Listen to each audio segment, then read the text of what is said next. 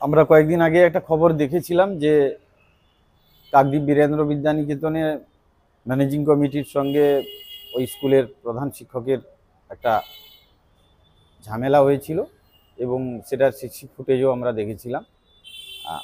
তো সেটাকে রাজনৈতিকভাবে রং দিয়ে বলা হয়েছে, কিন্তু এর ভেতরে কোনো রাজনৈতিক কোনো ব্যাপার ছিল না।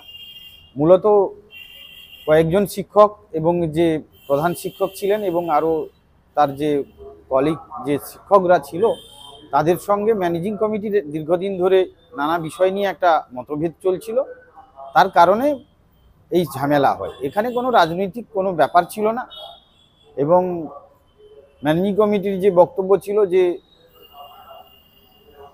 স্কুলের প্রধান শিক্ষক যে সমস্ত সিদ্ধান্ত নিত, যেগুলো ম্যানেজিং কমিটির সঙ্গে স্কুল পরিচালন যে কমিটি আছে তার সঙ্গে আলাপ আলোচনা করে নেওয়া দরকার ছিল, কিন্তু প্রধান শিক্ষক কখনোই এই পরিচালন সমিতির সঙ্গে কোনোভাবে কোনো আলোচনা না করেই বিভিন্ন রকম সিদ্ধান্ত সবসময় নিয়ে এসেছে।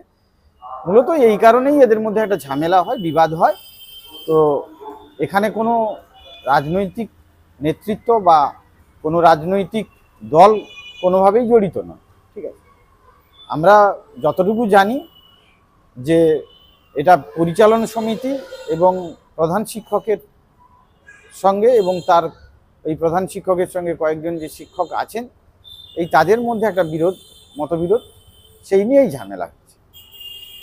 আপনার নাম? আমার নাম সব্যসাচী দাস, অ্যাডভোকেট কাকদ্বীপ।